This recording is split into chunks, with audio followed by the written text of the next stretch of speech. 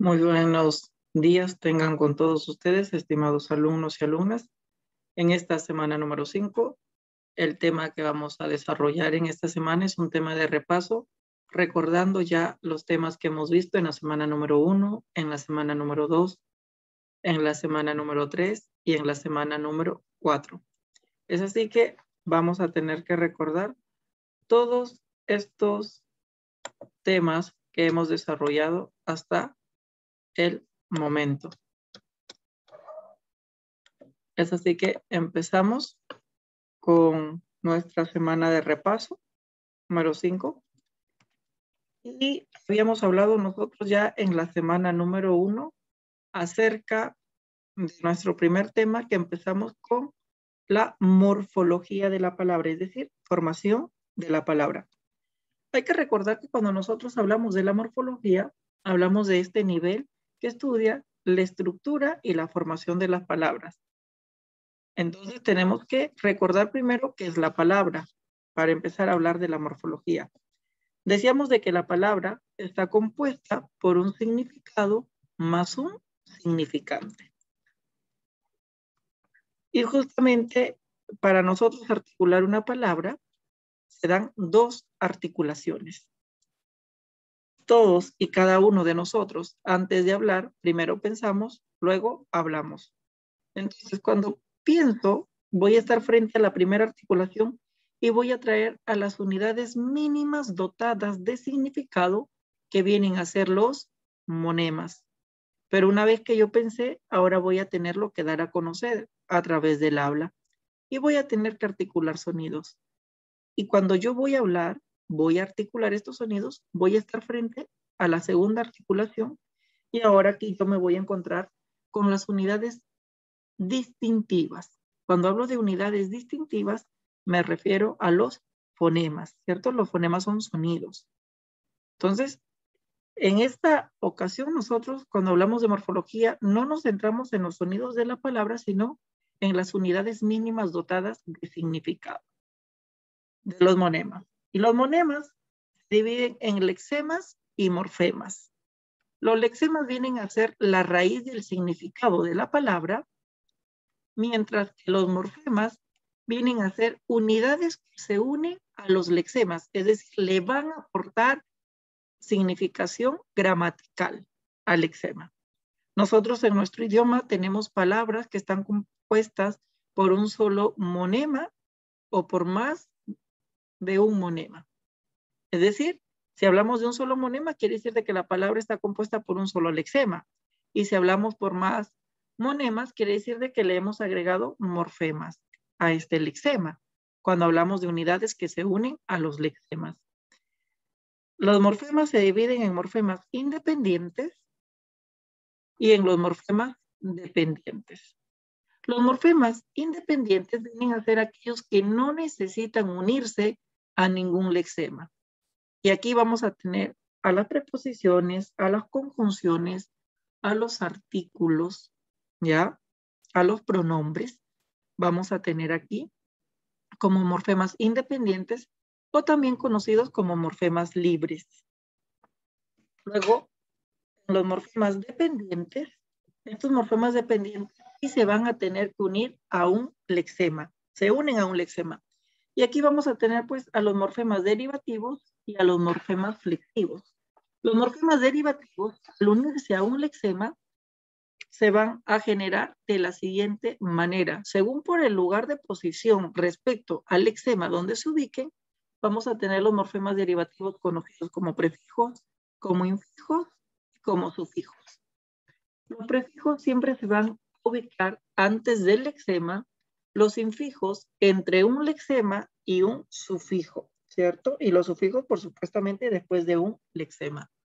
A estos morfemas derivativos también los conocemos con el nombre de facultativos o también con el nombre de afijos. Los morfemas flexivos nos aportan significado gramatical de género y número en una palabra. Observemos el siguiente ejemplo donde tengo nacionalismo, ¿cierto? Que justamente aquí ya la he separado por unidades mínimas dotadas de significado. Observamos de que nacionalismo deriva de la palabra nación. Por lo tanto, nación viene a ser nuestro lexema. Luego tengo NAL, la palabra nacional. Y la palabra nacional sí existe. Por lo tanto, es una unidad mínima dotada de significado que se está uniendo a un lexema para aportar y formar una nueva palabra. Por lo tanto, como existe la palabra nacional, este al viene a ser un sufijo. Y luego tengo ismo, nacionalismo. Y la palabra nacionalismo también me doy cuenta de que existe. Por lo tanto, vendría a ser otro sufijo.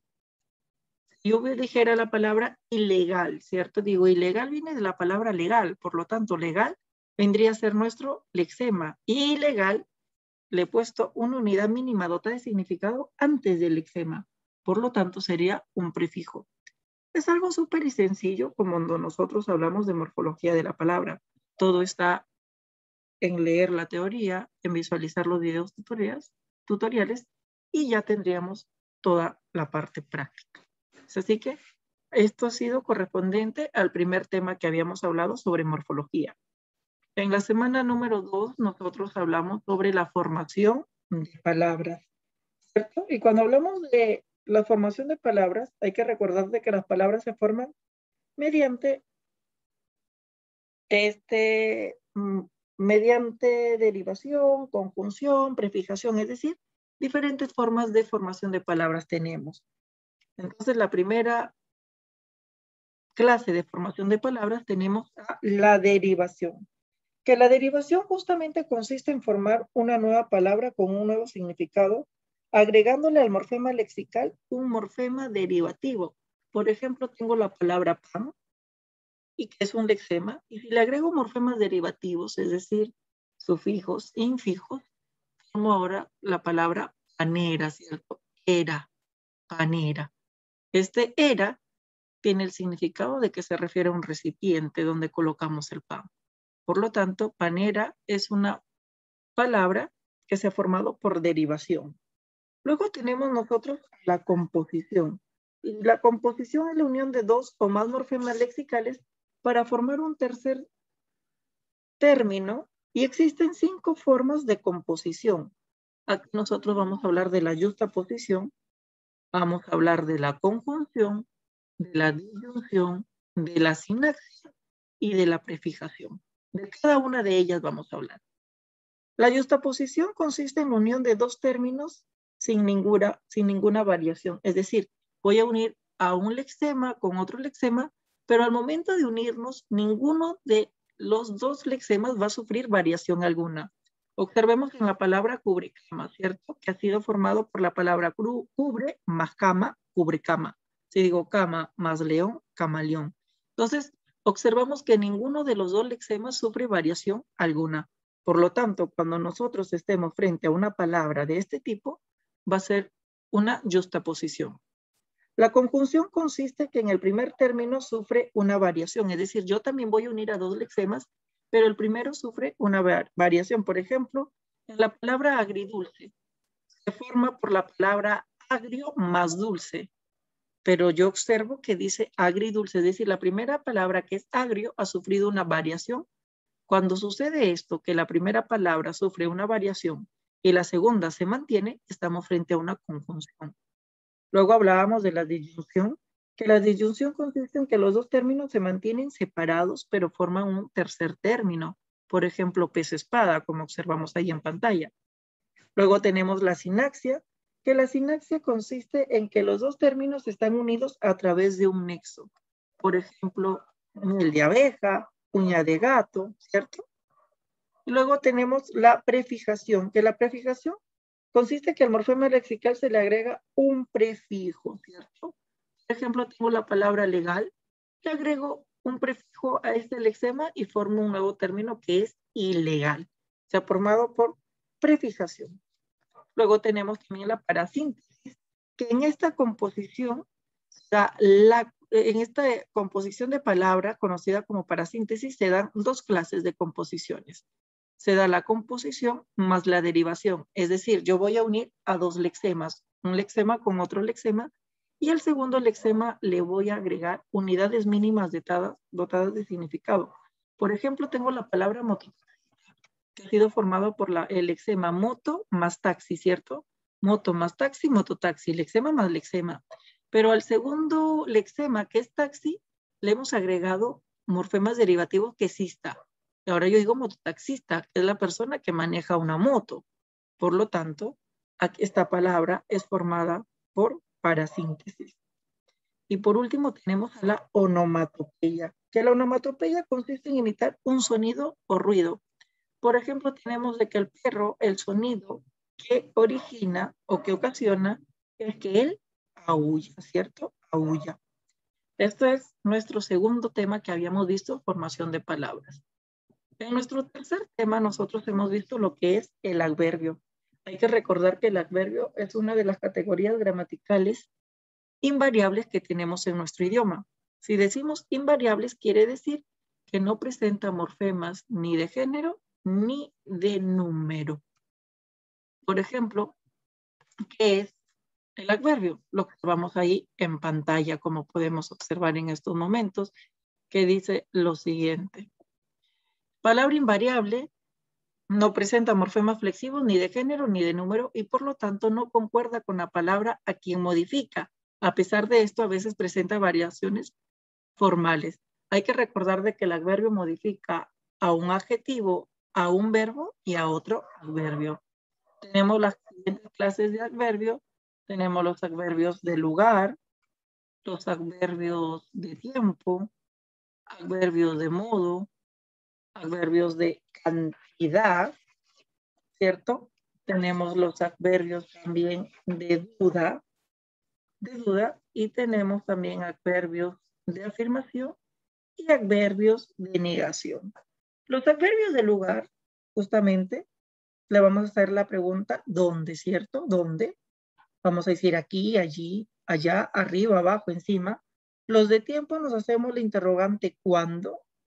Hoy, mañana, ayer, antaño, ahora. Los adverbios de modo nos hacemos la pregunta ¿cómo? Bien, mal, adrede, así. Los de cantidad nos hacemos la interrogante ¿cuánto?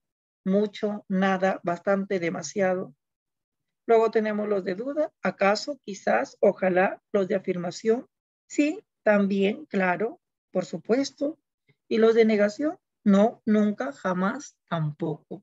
¿Cierto? Son las clases de adverbios que hemos visto en la semana número 3 como una categoría gramatical invariable.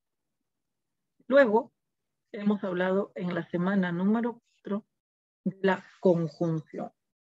Justamente cuando nosotros hablamos de la conjunción, decimos lo siguiente, que la conjunción es una palabra que carece de significado léxico, permite incluir oraciones u otras unidades menores dentro de un enunciado. Es decir, ellas simplemente van a cumplir la función de ¿qué cosa? De nexo coordinante de oraciones a otras unidades menores. ¿Cómo es así de que vamos a hablar de otras unidades menores? Veamos las clases para poder comprobar esto que hemos dicho. Tenemos las conjunciones coordinantes, ¿ya? O coordinadas, y las conjunciones subordinantes o subordinadas. Cada una de este tipo de conjunciones que nosotros hemos trabajado en clase, decíamos lo siguiente, que las conjunciones coordinantes unen elementos del mismo nivel gramatical o jerarquía gramatical. Palabras, complementos o proposiciones, es decir, sustantivos con sustantivos, adjetivos con adjetivos o objetos directos con otros objetos directos. Y en las conjunciones coordinantes o coordinadas tenemos las siguientes clases. Las copulativas, que me dan una idea de unión. Las disyuntivas o adversativas, que me indican opción y exclusión, dan idea de oposición. Las hilativas o consecutivas, que nos expresan consecuencias, ¿cierto? También como distributivas se le conoce.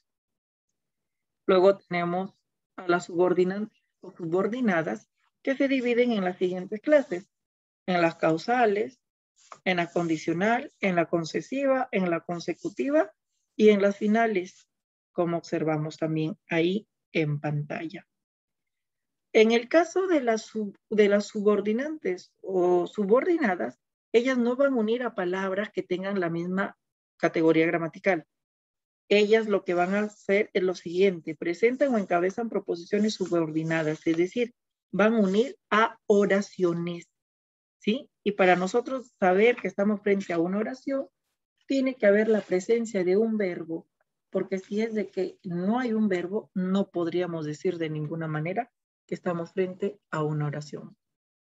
Esto es todo lo que hemos trabajado nosotros hasta el momento en estas 4 semanas que ya llevamos de trabajo. Hemos hablado de la morfología, de la formación de palabras. Ya también hemos hablado de 2 categorías gramaticales invariables, como es el adverbio y la conjunción, como estamos observando aquí en pantalla. Es así que esperemos continuar de la misma manera trabajando, en donde vemos la teoría en los videos tutoriales y en las clases que tenemos respondemos todas las dudas, las preguntas que les genere el video tutorial y también trabajamos nuestro módulo. Es así que esto ha sido todo por esta semana. Espero que tengan un buen inicio de semana y nos reencontramos en nuestra clase. Hasta luego.